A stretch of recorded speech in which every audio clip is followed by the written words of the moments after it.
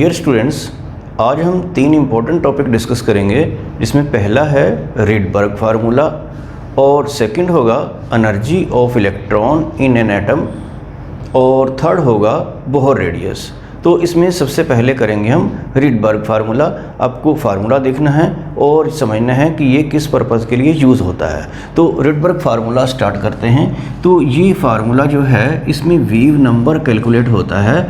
ये फार्मूले का जो मेन यूज़ है that is use to find out the wavelength of the spectral line in case of hydrogen spectra. तो hydrogen का स्पेक्ट्रा में आपको जो लाइंस याद होंगी, कुछ बच्चों को शायद याद नहीं आ रही होंगी, तो उसमें जो इलेक्ट्रॉन का जंप होता था किसी हायर लेवल से किसी लोअर लेवल पर, तो वो जो लेवल अगर आपको पता है कि किस लेवल से किस लेवल पर इलेक्ट्रॉन आ रहा है, तो वो जो लाइट इमिट करता था तो उसकी वेवलेंथ को कैलकुलेट करने के लिए हम यूज़ करते हैं रिडबर्ग फार्मूला।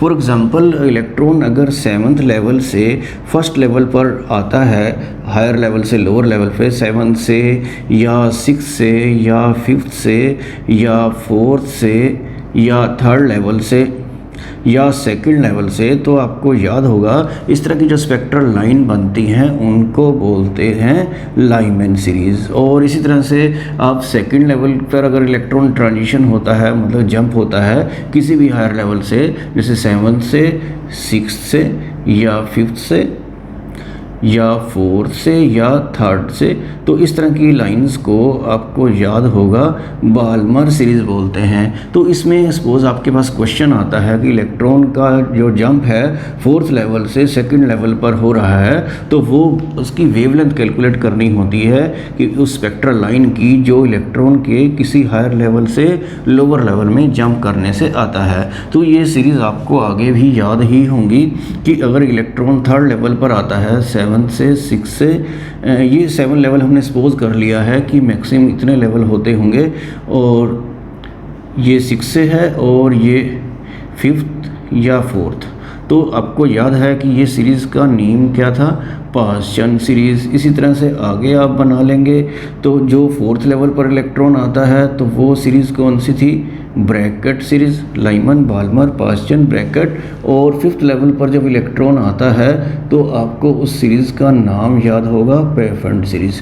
तो इससे पहले कि हम वेवलेंथ कैलकुलेट करना आपको बताएं रिडबर्ग फार्मूले से, मैं आपको एक और चीज़ इस डायग्राम में बताता हूं कि अगर लेवल 7 तक मैक्सिमम है, अगर मान लिया जाए ये हाइड्रोजन एटम के लिए बना रहा हूँ मैं, तो फर्स्ट नंबर पर जो सीरीज़ आती है, जो लाइमन सीरीज जिसका नेम है, तो उसमें 6 लाइंस इन द स्पेक्ट्रा आती है। जितना वो लेवल मैक्सिमम है उससे एक कम, तो आप ये 1 2 3 4 5 6 काउंट कर सकते हैं। अगर इसमें 6 लाइन हैं तो इसमें नंबर ऑफ़ लाइंस जो हैं वो 5 होंगी, फिर 4 होंगी, फिर 3, फिर 2 और आगे 1 0, इस तरह से वो लाइन कंटिन्यू होती है। तो कई बार एग्ज़ाम में ये क्वेश्चन आता है कि if the electrons are suppose to shift up to 6th level, या कोई भी उसमें लेवल दिया हो सकता है, तो how many lines appear in the hydrogen spectra. तो हाइड्रोजन के स्पेक्ट्रा में बताइए कितनी लाइंस आई हैं। तो अगर आपको 6 दिया है तो इसका मतलब पहले नंबर पे जो लाइंस आने वाली हैं वो 5 आने वाली है लाइमन सीरीज़ में, बाल्मर सीरीज़ में उससे एक कम, तो आगे कम करते जाइए। इस तरह से नंबर ऑफ़ लाइन्स कैलकुलेट करने के लिए भी फार्मूला होता है। लेकिन अभी हम आपको बता रहे हैं रिडबर्ग फार्मूला, जो किसी इलेक्ट्रॉन के जंप से जो लाइट इमिट होती है उसकी वेवलेंथ कैलकुलेट करने के लिए यूज़ होता है। तो वेवलेंथ जो कैलकुलेट होगी यहाँ पर 1/λ होगा, तो आप उसका रेसिप्रोकल लेकर बाद में लैम्डा कैलकुलेट कर लेना। तो आपको इस फार्मूले को समझना है। ये है आर क्या है, यहाँ पर आर है रिडबर्ग कांस्टेंट, और इसकी जो वैल्यू होती है वो 109677 सेंटीमीटर इनवर्स है। तो इससे जो वेवलेंथ आएगी वो सेंटीमीटर में आएगी जब आप कैलकुलेट करेंगे। तो ये भी आपको याद रखना है। और N1 और N2 के बारे में आपको जानना है। N1 वो नंबर है जिस नंबर पर इलेक्ट्रॉन शिफ्ट हुआ है एनर्जी लेवल पर, और N2 वो नंबर है जहाँ से इलेक्ट्रॉन आया है। तो मैं आपको एग्जांपल के तौर पे समझा देता हूँ। मान लीजिए लाइमन सीरीज़ की बात करते हैं। लाइमन सीरीज़ के लिए N1 तो क्या होगा, 1 ही होगा, और N2 क्या होगा, N2 देखिए आप, वो 2 भी हो सकता है, 3 भी हो सकता है, 4, 5, 6, 7 कुछ भी हो सकता है, मतलब ग्रेटर देन 1 ही होगा। 2, 3, 4 कुछ भी हो सकता है। अगर हम बाल्मर सीरीज़ की बात करते हैं तो उसके लिए N1 हमेशा क्या होगा, 2 होगा, क्योंकि इलेक्ट्रॉन आएगा तो 2 लेवल पर ही। और N2 की बात करें तो वो 3, 4, 5, 6 कुछ भी हो सकता है। इस तरह से आप आगे समझ सकते हैं कि अगर हम पाश्चन सीरीज़ की बात करते हैं तो N1 उसके लिए क्या होने वाला है, 3 होने वाला है, और N2 जो है वो 4, 5, 6 एंड सो ऑन कुछ भी हो सकता है। तो इस तरह से आपको न्यूमेरिकल से समझ में आ जाएगा कि रिटवर्क फार्मूला को कैसे यूज़ करना है। रिटवर्क फार्मूला में आगे आपको नोट करना है कि अगर ये N2 जो है जहाँ से इलेक्ट्रॉन आता है जंप करके, अगर वो इनफाइनाइट लेवल पर है तो जो लाइन इमिट होती है उसको हम बोलते हैं लिमिटिंग लाइन। और एक आपको ये नोट करना है, फॉर हाइड्रोजन लाइक पार्टिकल, ये जो फार्मूला आपको बताया गया था ये फॉर हाइड्रोजन एटम था। अगर फॉर हाइड्रोजन लाइक पार्टिकल्स की बात करें, हाइड्रोजन लाइक पार्टिकल्स क्या होते हैं, जिनमें सिंगल इलेक्ट्रॉन ही होता है हाइड्रोजन की तरह, जैसे कि हीलियम पॉजिटिव हो गया, या लिथियम 2 पॉजिटिव हो गया, या बेरिलियम 3 पॉजिटिव हो गया। तो इसमें फार्मूला जो है ये रिटवर्क फार्मूला मॉडिफाई हो जाता है और यहाँ पर जेड स्क्वायर से मल्टीप्लाई करना पड़ता है। तो जेड यहाँ पर क्या है ये आपको याद रखना है, जेड जो है वो एटॉमिक नंबर है। जब हाइड्रोजन की बात करते हैं तो हाइड्रोजन का एटॉमिक नंबर क्योंकि 1 होता है तो यहाँ 1 स्क्वायर से मल्टीप्लाई करना या ना करना उससे कोई फ़र्क नहीं पड़ता, लेकिन इनके केस में आपको एटॉमिक नंबर जो है वो उससे मल्टीप्लाई उसके स्क्वायर से ज़रूर करना है। और जेड जो एटॉमिक नंबर है हीलियम पॉजिटिव के केस में तो वो 2 है, हीलियम का एटॉमिक नंबर 2 होता है, लिथियम का 3 होता है और बेरिलियम का 4 होता है। तो ये वाली बात भी आपको दिमाग में रखनी है। एक बात और भी है इसमें नोटिस करने वाली कि अगर N1 2 है, N1 2 मतलब इलेक्ट्रॉन शिफ्ट होकर सेकंड लेवल पर आता है किसी भी हायर लेवल से, तो जैसा कि बाल्मर सीरीज़ में होता है, उस केस में इस फार्मूले को बोलते हैं बाल्मर फार्मूला। तो ये भी आपको नोटिस करना है कि बाल्मर फार्मूला क्या है, जब N1 2 हो जाए तब होता है। और हाइड्रोजन लाइक पार्टिकल के लिए जेड स्क्वायर है। और एक आपको रिडबर्ग कांस्टेंट की वैल्यू जो भी बताई थी वो भी दिमाग में रखनी है। तो रिडबर्ग फार्मूला को समझने के लिए हम एक क्वेश्चन देख लेते हैं। क्वेश्चन है, calculate the wavelength in nanometre of the spectral line when the electron in hydrogen spectra undergo a transition from 4th energy level to 2nd energy level. आपको ध्यान दिया होगा आपने कि यहाँ पर वेवलेंथ जो है वो नैनोमीटर में आंसर फाइंड आउट करना है, और इलेक्ट्रॉन जो है वो 4th एनर्जी लेवल से 2nd एनर्जी लेवल पर आ रहा है। तो इसका मतलब ये हुआ कि N2 तो 4 हो जाएगा फार्मूले में, और N1 जो है वो क्या हो जाएगा, 2 हो जाएगा। इस तरह से हम रिडबर्ग फार्मूला इस पर अप्लाई कर लेते हैं और उसको सोल्व करने की कोशिश करते हैं। तो देखिए आपको रिडबर्ग फार्मूले में क्या फाइंड आउट करते थे, वेव नंबर क्या होता है, रेसिप्रोकल ऑफ वेवलेंथ, और R। तो आपके पास फार्मूला आपको लाना होगा N1 square minus N2 square, इस तरह से। तो 1/λ जो है यहाँ से क्या आएगा, R की वैल्यू 109677। आपको याद है ये सेंटीमीटर इन्वर्स में थी, और ये N1 स्क्वायर का मतलब जो है इलेक्ट्रॉन कहाँ पर आया है, 2nd लेवल पे। तो 2 का स्क्वायर हो जाएगा, और N2 कितना है, 4, तो ये 4 का स्क्वायर हो जाएगा।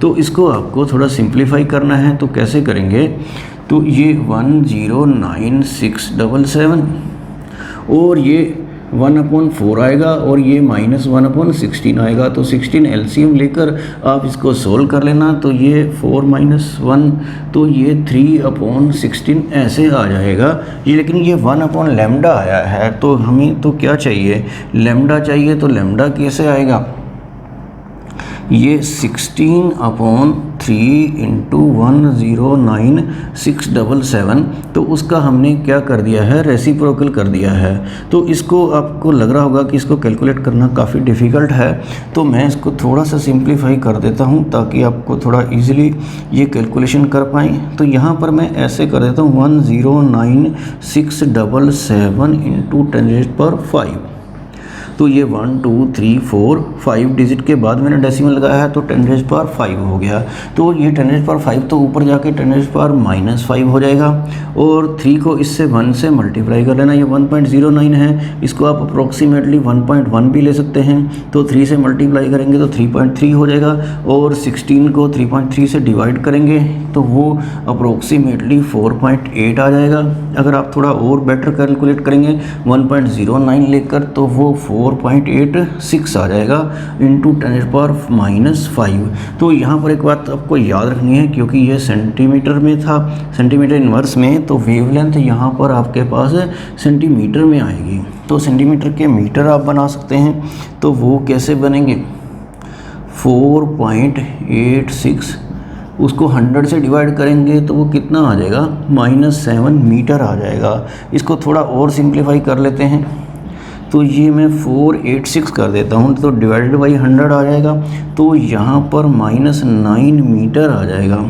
तो ये आपको पता है कि मीटर में नैनोमीटर कितने होते हैं, तो वो उसको 10⁹ से ही आपको मल्टीप्लाई करना पड़ता है नैनोमीटर में कन्वर्ट करने के लिए, क्योंकि आपने क्वेश्चन की स्टेटमेंट देख ली थी।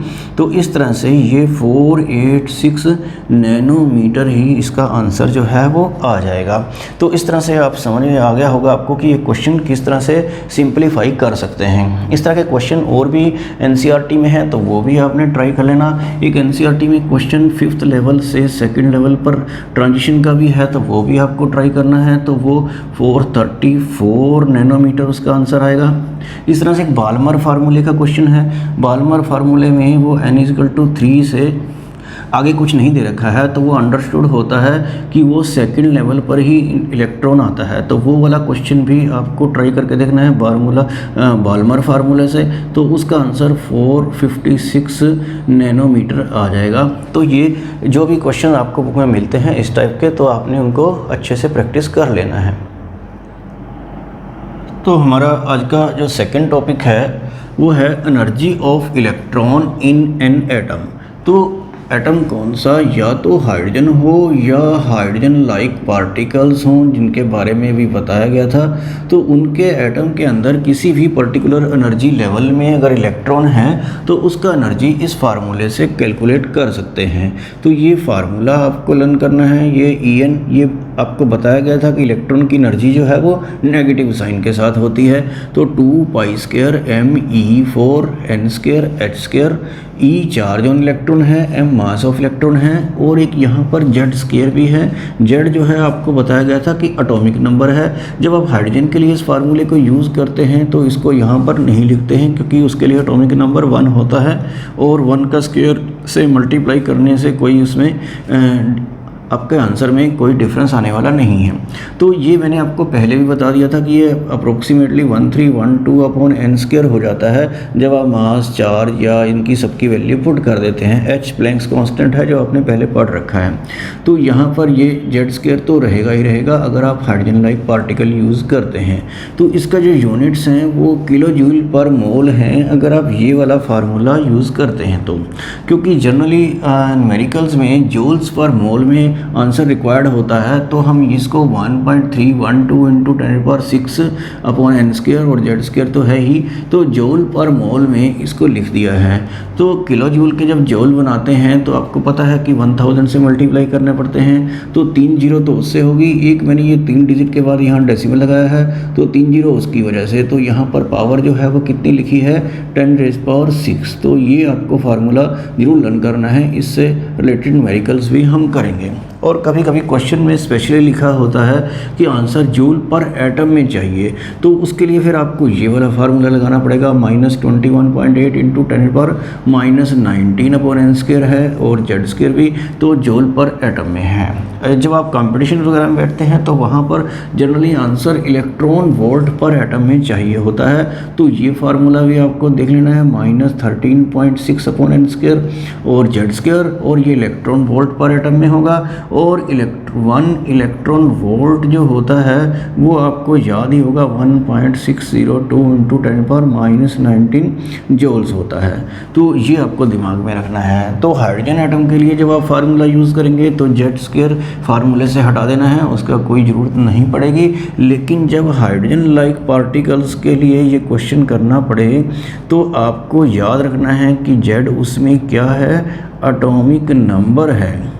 तो हाइड्रोजन लाइक पार्टिकल हैं कौन से, हीलियम पॉजिटिव और क्या है, लिथियम 2 पॉजिटिव, बेरिलियम 3 पॉजिटिव, ये वो सब हैं जिनके पास हाइड्रोजन की तरह ही सिंगल इलेक्ट्रॉन होता है। तो जेड आपको याद ही होगा एटॉमिक नंबर, हीलियम का 2 है, लिथियम का 3 है और बेरिलियम का 4 है। तो जेड की ज़रूरत इन पर्टिकुलर केसेस में पड़ती है जब इनके से रिलेटेड न्यूमेरिकल आता है, लेकिन न्यूमेरिकल ज़्यादातर हाइड्रोजन एटम से रिलेटेड ही होता है। तो कुछ क्वेश्चन हम आगे देख लेते हैं।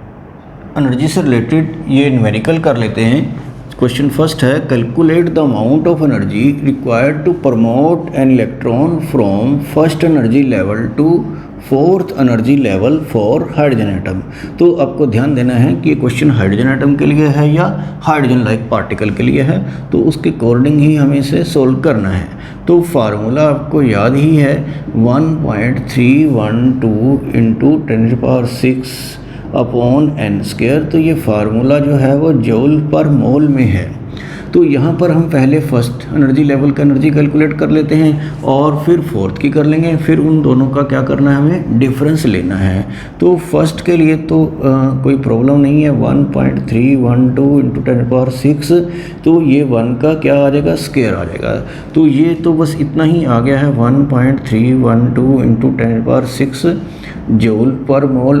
तो फर्स्ट ऑर्बिट में अगर फर्स्ट एनर्जी लेवल में इलेक्ट्रॉन है तो उसका एनर्जी इतनी होती है। तो फोर्थ का देख लेते हैं, E4 जो होगा उसको E4 से रिप्रेजेंट करते हैं, -1.312 इंटू 10⁻⁶। तो यहाँ पर 4 का क्या हो जाएगा, स्क्वायर हो जाएगा, मतलब इसको 16 से आपको डिवाइड कर लेना है। तो आप डिवाइड करेंगे तो ये कितना आ जाएगा 16 से, तो 0.082। तो इस तरह से रहेगा, आप एक बार चेक कर लेना। इंटू 10⁻⁶ तो है ही, ये जूल पर मोल है। अब आपको क्या करना होता है, उन एनर्जी लेवल्स का डिफरेंस लेना होता है। तो ये मैंने आपको बताया था कि डिफरेंस जो है हमेशा हायर लेवल में से लोअर लेवल को ही सब्ट्रैक्ट करना है। वो इस बात पर डिपेंड नहीं करता कि इलेक्ट्रॉन वो लोअर लेवल से हाई पर गया है या हाई लेवल से लो पर आया है, तो वो एनर्जी इमिट हुई है या अब्जॉर्ब हुई है, उसमें ही डिफरेंस पड़ता है। लेकिन यहाँ पर फार्मूला में आपको क्या करना है, हायर एनर्जी लेवल से लोअर एनर्जी लेवल को ही सब्ट्रैक्ट करना है। तो ये E4 जो है वो कितना है, -0.082 इंटू 10⁻⁶। इसमें से आपको E1 माइनस करना है। E1 आपको कितना फाइंड आउट किया था, ये 1.312 इंटू 10⁻⁶। तो इसको कैसे आप सोल्व करेंगे, 10⁻⁶ कॉमन ले लेंगे और ये माइनस माइनस प्लस का हो जाएगा। तो 1.312 माइनस 0.082 इंटू 10⁻⁶। तो इसमें से ये माइनस कर लेना, तो ये 1.23 इंटू 10⁻⁶ जूल पर मोल में आंसर आ जाएगा। तो इस तरह से आप सिंपल क्वेश्चंस कर सकते हैं। इसी टॉपिक से रिलेटेड एक और क्वेश्चन देख लेते हैं, calculate the ionisation energy of hydrogen atom. तो हाइड्रोजन एटम में जो इलेक्ट्रॉन होता है तो नेचुरली वो फर्स्ट एनर्जी लेवल पर ही होगा, और आयनेशन एनर्जी का मतलब होता है कि उस इलेक्ट्रॉन को रिमूव करने के लिए कितनी एनर्जी की रिक्वायरमेंट है। रिमूव करना का मतलब क्या है कि उसको फर्स्ट से आप इनफाइनाइट लेवल तक ले गए। तो इसको कैसे सोल्व करेंगे, तो वो फार्मूले से ही करेंगे। तो फार्मूला आपको दिमाग में है कि 1.312 इंटू 10⁻⁶ अपॉन एन स्क्वायर। यहाँ पे जेड स्क्वायर नहीं लगाते जब हाइड्रोजन एटम होता है तो ये फार्मूले के यूनिट्स क्या थे, जूल पर मोल। और आपको पहले तो फर्स्ट एनर्जी लेवल में जब इलेक्ट्रॉन है हाइड्रोजन का तो उसका E1 आपको कैलकुलेट करना है, तो -1.312 इंटू 10⁻6 से आ जाएगा, क्योंकि यहाँ पर 1 स्क्वायर से आपको डिवाइड करना है, तो ये आ जाएगा E1। उसके बाद आपको E इन्फिनिटी निकालना है कि अगर इनफाइनाइट लेवल पर इलेक्ट्रॉन जाता है तो वो उस वक्त एनर्जी कितनी होगी। तो आपको क्या करना है, यहाँ पर इन्फिनिटी से डिवाइड करेंगे। इन्फिनिटी से जब किसी को डिवाइड करते हैं तो वो क्या आ जाता है, तो वो ज़ीरो आंसर आ जाता है। तो ज़ीरो के आगे कोई माइनस की भी कोई ज़रूरत नहीं पड़ती है, तो यहाँ पर E इन्फिनिटी जो है वो ज़ीरो आ गया। तो जो डेल्टा E होता है एनर्जी का डिफरेंस, जो यहाँ पर आयनेशन एनर्जी है वो हायर लेवल में से लोअर लेवल को सब्ट्रैक्ट करना है। तो हायर लेवल तो कितना है 0 और लोअर लेवल जो है वो कितना है -1.312 इंटू 10⁻6। इस तरह से तो ये माइनस माइनस क्या हो जाएगा प्लस। तो आयनेशन एनर्जी जो होती है वो पॉजिटिव होती है और वो उतनी ही होती है जितने की फर्स्ट एनर्जी लेवल की एनर्जी होती है हाइड्रोजन के केस में। तो ये आपका आंसर आएगा जूल पर मोल में। अगर आपको किलो जूल पर मोल में चाहिए तो ये 1000 से डिवाइड कर देना, तो ये इतना आ जाएगा इस टाइप से। तो इस टाइप के क्वेश्चंस जो हैं जो आपको बुक्स में मिलते हैं अनसॉल्व्ड, तो आपने उनको भी सोल्व करके अच्छे से प्रैक्टिस करनी है। हमारा आज का थर्ड टॉपिक है बोहर रेडियस। तो आपने समझा था बोहर मॉडल को, जिसमें आपको ऑर्बिट्स बताए गए थे, फर्स्ट सेकंड थर्ड ऑर्बिट, जिनको KLMN से रिप्रेजेंट करते थे। तो उसका रेडियस कैलकुलेट करने के लिए एक फार्मूला है, उसका डेरिवेशन तो हमारे सिलेबस में नहीं है, लेकिन फार्मूला आपको लर्न करना है और उससे रिलेटेड कुछ न्यूमेरिकल्स करने हैं। तो फार्मूला देख लेते हैं हाइड्रोजन एटम के लिए। ये Rn है, n नंबर ऑफ ऑर्बिट है, A0 n स्क्वायर। A0 जो है ये वैल्यू आपको लर्न करके रखनी है, 0.529 एंगस्ट्रॉम में ये है, और n वो नंबर ऑफ ऑर्बिट होगा। सपोज आपको सेकंड ऑर्बिट का निकालना है तो सेकंड का स्क्वायर निकल जाएगा, तो उस रेडियस आ जाएगा आपको सेकंड ऑर्बिट का या किसी भी ऑर्बिट का जो आपको फाइंड आउट करना है।